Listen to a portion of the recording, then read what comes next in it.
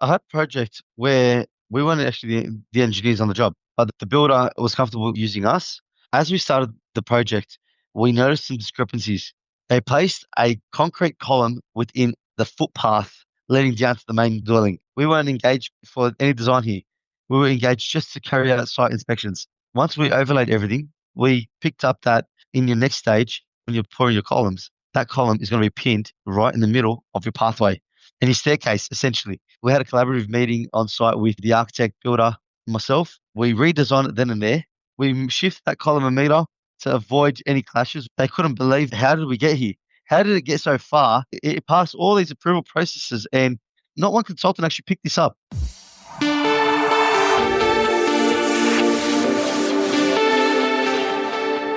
Welcome to Engineering Success, a show for industrial and engineering leaders. Whether you're leading an engineering firm, a manufacturer, or an industrial service provider, you'll hear actionable insights from your peers on how to beat the odds and create a sustainable business and the life you've dreamt of. I'm Rick Merton, and I've spent over 25 years building businesses and working with technical companies to solve their toughest challenges. Today's guest is Moussa Youssef, Managing Director of Vanguard Consulting Engineers. Moussa started as a site inspector in 2012. Then in 2018, he launched BMY Engineering Consultancy. And then later in 2024, he merged his firm with Prime Engineering Consultants to create Vanguard Consulting Engineers. Now, a 24-person, multidisciplinary firm known for never missing deadlines and building a team culture where people actually want to show up. He's also a husband and a father to 3 children under 3, so he definitely knows about managing chaos. Hi, Moussa. Welcome to the Engineering Success Podcast, and thank you for joining us. Hello, Rick. Thanks for having me on board. You started as an inspector in 2012. Then 6 years later, you started your own firm. I'm interested to know what frustrated you in the industry enough for you to take that risk. As an engineer inspecting structures that have been designed by engineers and seeing that they're not actually being built to standard, to the plans on multiple occasions, bringing it up to various members of our team, you can see a common mistake or oversight where it was always the same conclusive response that there is no coordination because of strict deadlines. And the main factor is time and money. It costs a lot of money to hold a site. They just got to move forward to the end result. Development these days can be very costly. Everyone just wants to finish the project ASAP, sell, pay off their debts, move forward. A lot of people were cutting corners with the coordination just to move the job ahead. But what was missing out was the lack of communication initially, and the coordination delayed the job further because of the constant errors on site. As the years went by, I started implementing it a bit more along with my team leaders and my managers at my old firm. And you can start seeing the results. Things just start getting better and clearer. Now, does it work for all projects? No, you're always going to get stakeholders that come to you with a state of urgency. They want to rush. They don't believe in the coordination because they believe in this mentality of, we'll deal with it on site. That didn't sit well with me. I am a pedantic person. I like to manage everything. I ask Siri to send me reminders on the road. I coordinate my own life. My wife coordinates me. When you were on site and working through as an engineer and working with your original firm, do you remember a specific moment that really just was the straw that broke the camel's back, where you were looking at it going, I can do this better. If I'm going to make change, I've got to do it on my own? Or was it just something that gradually built to the point where you said, enough is enough, I'm going to launch my own firm to do this? It was definitely a build-up. I can't say it was just the one moment. As you just move forward, the stresses of working back to fix issues on site because there was a lack of initial site coordination and instruction just really frustrated me. In January 2024, you merged BMY with Prime and created Vanguard. It's a pretty gutsy move, given that most founders are really protective of the asset they're building, the future plan of what they're trying to achieve. Why did you give up control? What did Prime bring to the table that you felt you needed? Moussa and the boys at Prime go way back. We go 10 years from uni days. Now, when I decided to merge BMY into what is now Vanguard, it wasn't about giving up control. It was about multiplying impact. There's only so much BMY could do with 7 staff members. But I knew to solve bigger engineering challenges and offer deeper value to clients and more intricate designs, I needed a bigger team. We needed a broader base of expertise and operational strength.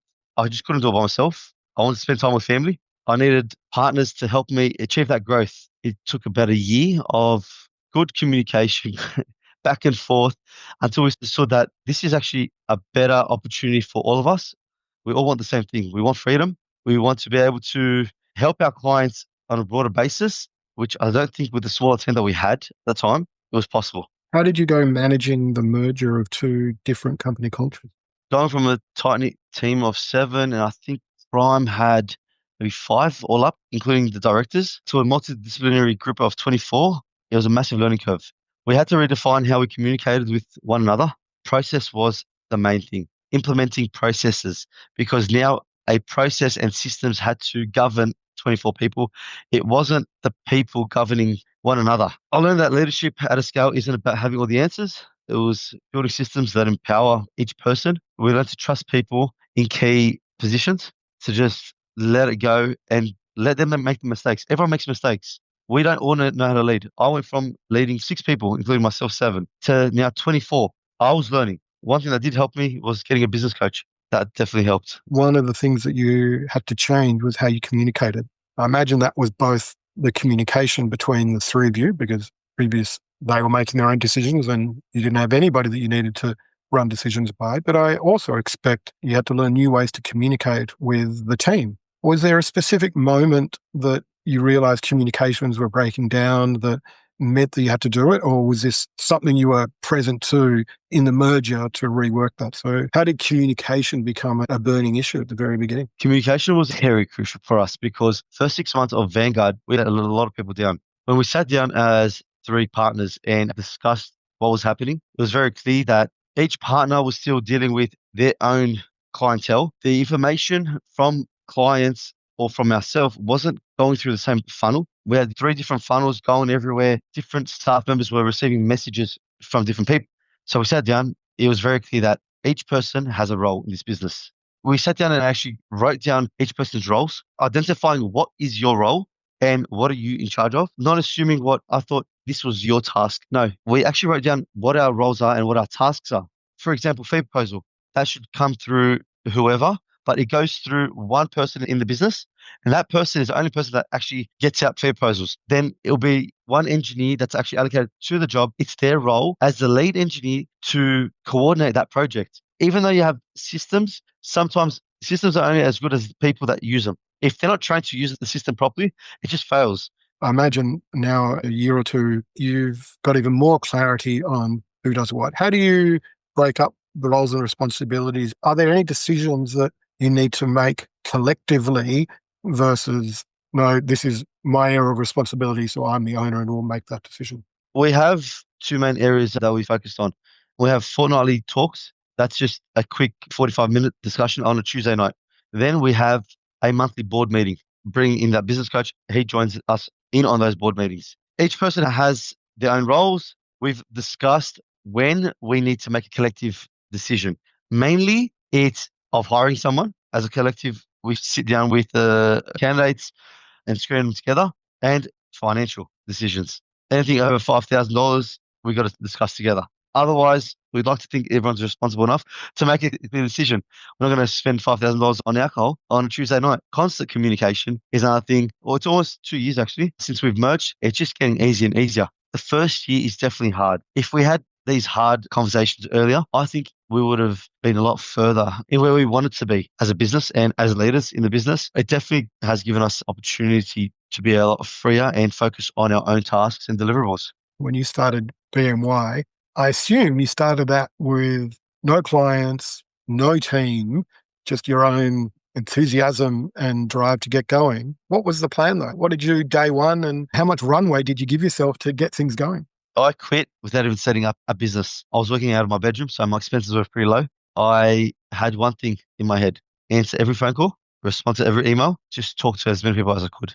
Because network is net worth at the end of the day. I didn't know too many people. I just needed exposure. We're lucky in this country. There's a lot of avenues to get work. You can market yourself like a paid ad for a couple $100 and you get a few leads out of there. You plant seeds as you go to try and get information on, okay, So in a couple of months, this guy might be starting a site. Maybe I should touch base with him in a couple of months. I'll write a note, speak to John Smith in 3 months, starting Duplex. Logging those ideas down and those thoughts down. My calendar was a calendar of reminders, who to chase up, when to chase them up. If I come up with an idea, I'll just put a note on my phone and I'll action that. It was all about discipline and making sure I followed through. We use the same tactics right now. It's about following through on your promises and your deliverables. It's very simple.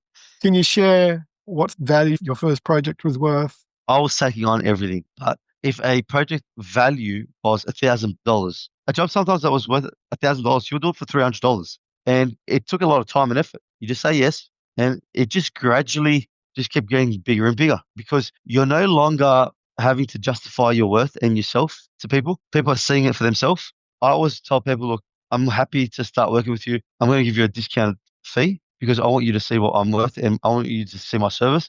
And if you are happy to use me again, you're happy with my service, please, by all means, these are my details. It was more so responding to people's emails, responding to people's questions on time. That was what people wanted. They just wanted someone available. It's something that gets harder as you scale because there are a lot of people involved. There are a lot of processes involved. Sometimes your days are a lot more filled in. You're not as available anymore. It's hard to juggle that. I can appreciate that at the beginning, building your reputation was more important than building your bank balance, and reputation leads, the bank balance will eventually follow. But I assume at some point the tide started to shift and you probably felt some momentum building and the business growing. It got to the point where you brought on 7 staff. Was there a point in time or a project that you go, great, I'm on the road now. I can start to really work out how to build this business? It wasn't really a project, it was a client. We have referral partners, as most businesses do. For us, there was one referral partner that was very well known. They had a lot of volume as well. So by partnering up with them, I knew that our name, BMY, was going to go around. People were going to start knowing us and recognizing us. It was free marketing. By cutting the costs of the project, you're going to gain it back because you can't buy exposure all the time. It's targeted exposure. I felt that when I started picking up these referral partners, I always hired one extra staff to give us that breathing space. But then I found myself not keeping up. It's like I was always hiring an extra person. In 1 year, I remember I hired 3 people. So that was already like half the team, which doubled the team in a year. Even jumping from 3 people to 7, that was even hard for me to manage because I did a lot of the quality control. I still wanted to be approachable. That's where it was getting hard because a lot of the time I started doing my quality control at night. But then that was taking a lot out of my personal life. And I just got married. Kids were on the way. That balance again of time and service to my clients. At the same time, building up the business. You still want to give it everything you have to establish this little egg for it to flourish. We had a lot of sleepless nights. What was the driver of sleepless nights? Still in the work, keeping up with expectations. That's it. At the end of the day, people ask you, why do they come to you? If I'm trying to win someone over, you got to differentiate yourself from everyone else. If I commit to something, I'm going to follow through. It's as simple as that. However, sometimes you overcommit. You bite more than you can chew. You believe that your team can do it. You put in all these hours, but then you end up burning yourself out and then you start again. You're trying to build a reputation to be really focused on delivering deadlines and keeping to the promises that you say to your clients. As you've alluded to in your own experience, many engineering firms struggle with this, and the solution is often I just do more, work more, and that's not a sustainable solution. I imagine a lot of the answer to this goes to the systems and processes that you're embedding into Vanguard. What's Vanguard's secret to make sure that not just the 3 principles can stick to your deadlines, but that methodology or that belief and that commitment is filtered through to the team? We have this mentality in the office where if an engineer is allocated the project, that project is not just his, it's ours. We've got 24 people, there's 24 people on that project. Even though it's allocated to the one person, if an individual is struggling to meet deadlines, to design a certain element, there's always someone there to lend a hand. We have weekly coordination meetings within the office to figure out how you're going with all your projects, how you're going with your deadlines, are you waiting on any information, how's the communication, how's the coordination with all the stakeholders, is someone not getting back to you? We've got a system where we log in our communication with all stakeholders. The best analogy from back in BMY days, this is something I was very impressed with. I had a major issue with my phone. I called up one of the telco providers. On record, they were able to see that, okay, so you've called up 5 times. Each time, this is what we've done for you. This is the solution we've come up with to your problem. After 6 times, there's still issues. I wasn't impressed with the fact that they still couldn't solve my issue.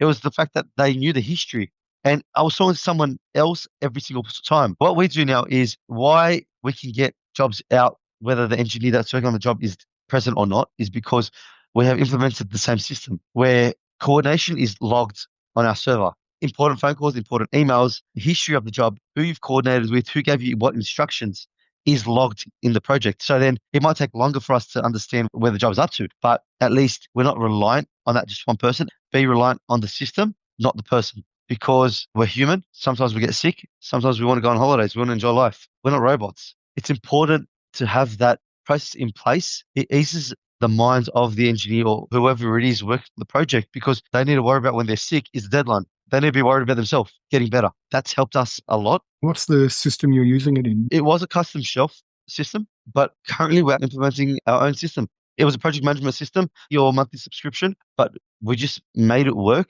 to suit us. It was very limited as we're growing. Project numbers are growing, staff are growing. We needed that system to implement and integrate with a million other things. Now you're building a custom solution to deliver what you needed to deliver. We've been looking for a custom solution for a long time, for over a year. We've sat down and had meetings with multiple providers. No one could give us a solution. What we've done now is we've come up with a solution with a provider that ensures that this new system can integrate with a lot of our existing software, from accounting, from the fee proposal structures, even our coordination sheets, our initial coordination processes. Everything is going to be integrated into the one system. It's just going to make things a lot clearer. What happens when you realize that somebody in the team who is ultimately responsible for that project, the project is at risk of missing deadlines? How do you respond to that as a team? We reschedule everyone's list. We'll contact the clients and certain stakeholders to advise that either we shift other projects or see if we can shift the deadline for this one. And we explain to them the reasons. Majority of the time, we have lack of information or that we have a lot of maybe design issues. An example of that is you can have large open spans, and sometimes the architect would have provided you with a floor thickness of 200 mil thick where you needed a 400 thick slab. Now you got head height issues. It's not going to work. There's going to be a lot of clashes with other services. You haven't contacted certain people to advise them of this issue first because you really want to make it work. We don't want to come to people with a problem. We want to come to them with a solution. If we do X, Y, Z, we can achieve this design intent for you. I find often if you have a conversation with the client and bring up the fact that this has impacted the timeline or it's going to be late, then most people are okay with it. It's the surprise that you're telling them the day after it was due that we're going to be late that caused the problem, not addressing it early. Yeah, exactly right. This is why we have the meeting now. We do them weekly and we forecast that 2 weeks. We're always forecasting 2 weeks ahead. That gives us plenty of time to foresee any of the issues. Previously, you've mentioned that you run a weekly Toolbox talk where you specifically discuss what went wrong. In my experience, it's pretty uncommon for engineering firms to openly talk about mistakes. We tend to try to ignore them and just assume it was an anomaly. Why do you put them up front and center, and what value does that create for you and the team? Toolbox talks are a practical way of coming up with solutions and working through problems faced in our day-to-day jobs, mainly when we are going through projects and going through the final stages of design review. A lot of times we find where by picking up the phone and coordinating with a client and introducing maybe different construction elements or methods, you can achieve different results that might be a lot more cost effective or save a lot of time on site. That conversation should not just be between us as the directors and that engineer and the stakeholders. That conversation should be shared with the whole office, because now if someone else faces a similar situation, so they've got now a real life in-house solution and they've got someone to go back to and be like, okay, so how did you guys actually overcome this? What happened? How did the architect feel about this? How did the builder feel about this? What was their feedback? A lot of our construction methodology that we put forward to clients is based off feedback that we receive from clients. We emphasize initiative, foresight, and pride of ownership. We want everyone to, but also share in those toolbox meetings their experiences, how they overcame an issue. Another massive thing that we face on a daily basis is issues faced on site. A footing being constructed in the wrong spot, a pier missed, or a complete disaster on site where they just haven't followed our plans at all, but they've got concrete on site. What do you do then? So it's important to educate everyone on how to deal with people and problems and not just get flustered and overcome with anxiety, because we have a lot of responsibilities on our shoulders as engineers. People are trusting us with their builds. Is there an example of something that was raised in a Toolbox talk that then got implemented to change in the firm, the way you do something or the methodologies or anything that was raised as a challenge that someone dealt with that you then said, that's a great thing, let's integrate that through the business? A lot of details that builders request. When we go to site, there are a lot of issues and there's the same issues repeating. As an engineer, you might not be communicating a certain methodology correctly, or maybe a certain detail, how we've detailed a section, hasn't been conveyed properly through our drawings. I remember at university, one of my lecturers actually told me, he told everyone in the class, the biggest issue with engineers is that rubbish communicators. That's it. When we review other engineering drawings from other firms, we understand that now. We want to better our plans, to better communicate our thoughts on paper to the client. We've had many instances where you go from suspended slab to slab on ground. There's a million ways of constructing things. It's what's easier, what's the most cost effective, because sometimes cost effective means time delay. Time delay then means it's not actually as cost effective. It's just how people perceive cost effectiveness and efficiency. We've changed multiple sections and details, from typical details to custom details for certain projects. We have had to rejig the way we do things internally, from the way we detail to what we specify to how it's communicated. On top of that, it's not even just on our plans, it's even through emails. Sometimes when we send out a plan, part of the email will make it clear of what are the major things to look out for in our plans. For example, if we've added a steel post to support certain cantilevers because of costs or height restraints, in the email and via phone call, we make sure everyone is aware of it. We want to know that they've acknowledged this change. You went from 7 to 24 people. Was there anything else in the business that broke during that growth phase? Accounting, chasing up debts and invoicing on time. We employed our in-house accountant. We put processes in place so they weren't reliant on someone in the office advising to chase up certain clients or chasing up an invoice because a job was ready. We implemented a new process. We wrote it down. We had a meeting. We made sure everyone was across it. Now, when a job is 7 days from being delivered, it triggers a flag with accounts to issue a final invoice. Then a couple of days before a job is due, accounts knows chase up final invoice. The other issue is with getting jobs out on time is only a true deadline if all the back end legal paperwork is also followed through. At the end of the day, we've got a fee proposal. If all those terms and conditions are not followed through as well, then unfortunately we're not able to deliver on the promised deadline because we're obliged to deliver a service. A lot of inspections are weather dependent. So a lot of people are chasing weather patterns. So they will rush to peer and pour piers before a storm event, which is understandable. But then we've got to make ourselves available. How are we going to make ourselves available when we've got 24 people in the office, you've got 10 jobs due on any day, but then you've got 15 to 20 inspections? And how do you make sure that the quality control is not affected? You want to make sure that you are delivering a quality product and service at all times. At the end of the day, we've got a duty of care we need to follow. That's first and foremost. If we can't deliver a quality service, then we'd rather not participate because we're not putting ourselves at risk. How do you ensure across the whole team that the quality is what you've promised to be? It's not just toolbox talks, it's also documentation control. We make sure all coordination, all correspondence are locked down because we want to know where the direction came from, if there was a direction that veers off what's been designed. The other thing is sharing experiences with our staff. I inspected 5 jobs yesterday. I was delayed 2 hours to reach the next inspection. Concrete was there. You've got a concrete truck waiting outside.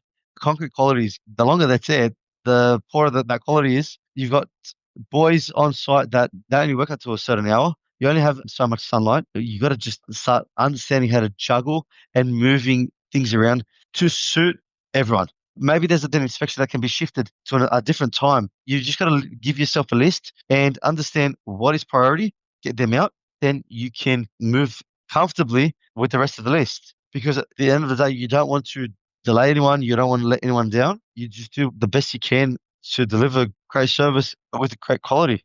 How do you currently get most of your clients? And is that still working the way it used to, or have you had to change it as the business has grown? Most of our clients are actually referral based. we've definitely gone out and involved ourselves in a lot more community events, a lot more industry events. That's more just to also build up the credibility, being a brand new name. Most people still know the company as Prime or BMY. We had to overcome that first and foremost. It's not just attracting new clients, it was more about attracting new staff. We're very culture focused. When you have a very well established team and the culture is in sync, everything else just falls into place. Your work starts speaking for itself. And I think construction is such a small industry, word spreads. And surprisingly, it worked. We've never advertised ever. We've definitely networked, but nothing major. It's all been just word of mouth and our work speaking for itself, impressing important clients, builders, architects, building up those referral partnerships, constant communication. We become friends with a lot of clients. You're not just asking them how the job's going, you're asking them how their day's going. You're understanding them on a more personal level. We love building these friendships. It keeps everything very consistent, very real. It then helps with deliverables because it makes the coordination process easier because you can just pick up the phone with that client and ask 10 questions. Some people, they're not as approachable as others. Our job is to break down that barrier and make everyone approachable. People like to buy from people they like and trust. And what you're trying to do is just build that personal human connection with the people that you want to work with so that you enjoy working with them and then they enjoy working with you. And it's a beautiful relationship. Part of your responsibility is business development. What do you find is the hardest part of winning new work in today's environment? Price. When people compare you to three other quotes that they've received, you have to justify your worth. Without showing your skills and your service, it's very hard to justify it. What we've done in the past is spoken to the potential prospects. We advise them on our process. When they understand that there's a bigger process involved here, we don't just take on a job and finish it the way we wanted to finish it. We want to be approachable. We want to show the human side of our business. When we show that to people and we show them our processes, we show them that we care and we want to be partners in your project. We're not just the engineer. We are a partner in your project. We want best outcomes for you. For example, if the project is for a client's dream home, you would think differently to a development site where it's a quick flip. All they care about is the figures. It's a more personalized service. When people are understanding now that you're giving them a personalized service, you're not like everyone else. Price doesn't become as big of a factor anymore. Reputation is a massive thing. Sometimes when someone's referred to us, everyone's human, everyone's going to ask for a discount or more competitive price. But I think when it comes down to it, everyone has to have trust in you. If they've been referred to us by someone else that's enjoyed working with us, then we're almost there. On your website, you've got what I would call brand promises or claims that you'll do. So you've got your partner in engineering excellence, which I think is really interesting, especially in the context of what is excellence. But you've also got, which I think what you've talked about, is our collaborative approach for seamless project execution. Now, in some ways, I could argue that they're really nice motherhood statements, but if there are specific examples, and you may have alluded to some already, that you use to bring these to life, then that is what differentiates it, and your systems and processes might be that. But when we dig into, let's say, the partnering for engineering excellence, I'd love to understand what that means and how you talk about that in the sales process to give that comfort to a prospect, and then what happens in a project to bring engineering excellence to life. We recently had a project in Manavale, mixed use development, big project. When we were quoting the project, we received the Dropbox link with all the other consultants' plans, reports. As we were quoting it, we noticed some of the values from the geotechnical engineer were a bit off. They had done some engineering schematics for the basement. We got one of our engineers to review it and actually run some numbers. And this was prior to actually even quoting the job. Also, at the same time, design a job about 2 blocks down. The results we got over there were very, very vast. We brought this up to the client straight away. We said, look, we suggest is that we engage a geotech that we trust, we value, and we work with. What we think this is going to bring to the table is better results for us to use in our design. In that, we can reduce X amount of piles. I think we end up saving $115,000 for that client by engaging our geotech engineer. Now, I'm not saying The other engineer, his report was flawed. I'm just saying what I think the scope of works that he was engaged for wasn't the right scope for that project. He needed a much more detailed investigation. So we already got involved in the design stage without even being engaged. Now, we won that client over. We've already quoted another 2 projects for this guy straight away. He loved the way we handled the whole situation. We are not here to just spit out plans. We are here to partner with you because at the end of the day, we want your project to succeed because we want to put our name towards it. As you said, it's about branding. We want to be branded as engineers that come up with creative solutions, and we're not designing the leaning tower pizza every day or a $20 million home in the eastern suburbs. We just want to put our name down to quality end products with builders that appreciate great communication and good engineering practice. Nothing saving just over 100 grand. That's a good sign of partnership. When you think about other projects you've worked on, other clients you've worked for, have you found there are other tipping points that shifts the relationship from just being, well, you're another engineering consultant that we've sent the request for tender to that responded to actually being a partner? Because I'm sure if you've looked at, as I'm sure you have, you look at 10 of your competitors, everybody talks about partnerships and working collaboratively, etc. So we see this common language across almost every engineering firm. But what we find that what differentiates it is when you can cite to a methodology or a process, or you have techniques that shift the relationship from that consultant who's providing a cost to that partner who's working with it. So when you look at a project or a client, what do you do that allows you to shift it from being just a consultant to actually being a partner? I had a project where we weren't actually the engineers on the job, but the builder was comfortable using us, and he asked the client if he can get another engineer to just do the inspections for this job. Now, as we started the project, we noticed some discrepancies. It was an alteration addition. We're making amendments to an existing structure.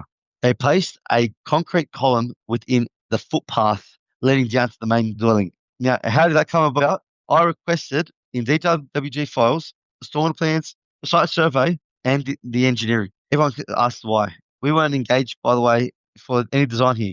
We were engaged just to carry out site inspections. Once we overlaid everything, we picked up that in your next stage, when you're pouring your columns, that column is going to be pinned right in the middle of your pathway and your staircase, essentially. We had a collaborative meeting on site with the architect, builder, myself. We redesigned it then and there. We then took on the new design package, made it happen. We shift that column a meter to avoid any clashes with the existing structures. And they couldn't believe that. How did we get here?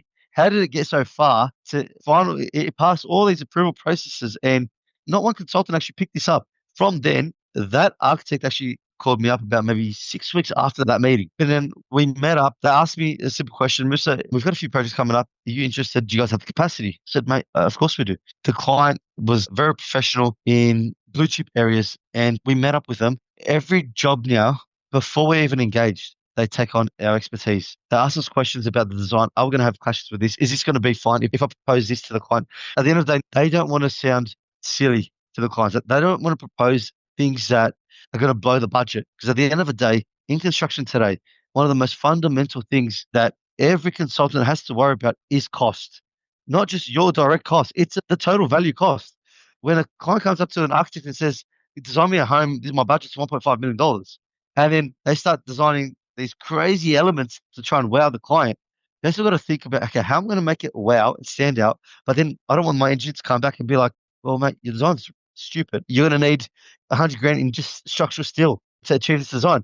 What can we do to achieve very similar design, but reduce costs?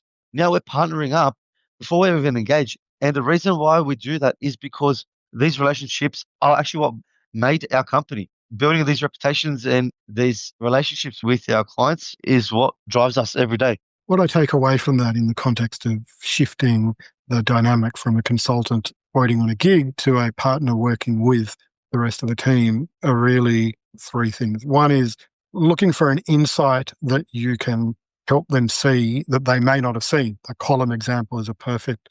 You saw something in the plans that nobody else had seen that then saves them a fortune later on. The other insight, find a different approach to deliver the vision, but more economically in the total project. I'm not talking about reducing your fees, but if you can, the example you gave earlier, and saving $100,000 plus, that just goes to your reputation to start to build that. But then you take that one step further, and the earlier you get into the project, so you're in the not just doing the design, but pre-design phase, the more value you can bring to the table. It sounds like they're the three things you focus on to really shift it from a consulting relationship to a partnership. Correct, yes. We enjoy it. That's great. That's what you have to enjoy. It's what you do every day. In fact, all day, every day. As we start to bring things to a close, and we are interested to look into the future, if we projected 2 years into the future, what do you think's the biggest thing that's going to hold Vanguard back from getting to where you want to? Our biggest growth challenge at the moment is scaling culture.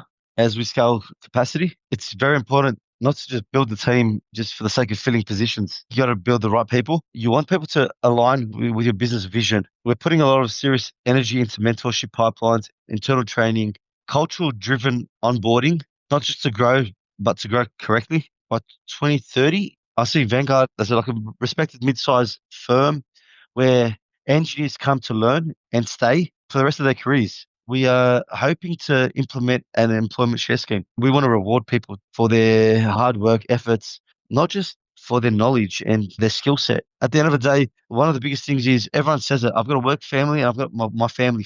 We are a work family. There's always going to be the misfit, but you want to try and make everyone just bond. I think if we can just get that right, the company naturally will just flourish because we've got the right people, the right mentality, and the right vision. If we just focus on the next 2 years, which I think is a really foreseeable distance in the future, you can gaze that far ahead without being too abstract.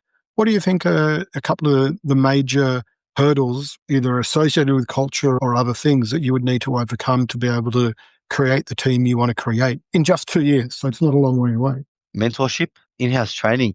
I think with all these toolbox talks, we mentioned earlier how important following through on your promises and your process in your vision is. I think in the next 2 years, 24 staff, maybe 2 more, get it right within the team, being able to scale it later on, getting the processes correct with the right internal training, right internal mentorship, then I think everything will just follow suit, because if this team can be trained to follow everything that we implement, I don't see why you can't scale and essentially double the business. Not that we want to double the business, because I'm happy where we are, but it's always a good option because you want to also have an exit strategy. If we go back to the very beginning of our conversation, and I asked about insights in the merger of the two companies, and I think actually what you're saying is the same thing. The insight then was you had to work out how to communicate and how to operate with each other in the new environment. And what you're talking about for the next 2 years is exactly the same thing. How do you communicate not just within each other and to your clients, but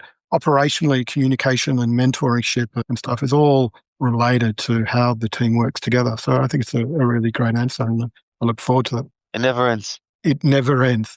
Correct. That's the nature of leadership. Just when you think you've got it, you've got to do it again. You got to adjust.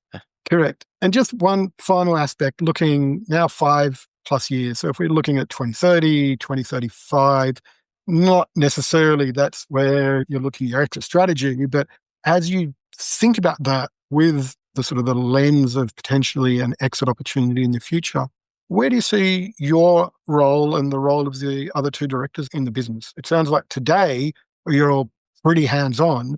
So what's the vision for your position and the other directors in the next 5 to 10 years? Definitely to work a lot more on the business and nurture relationships between clients, enjoying time with our family. That's why we're working hard right now. It's because you want to enjoy life with people closest to you. I think it's as simple as that, to be honest with you.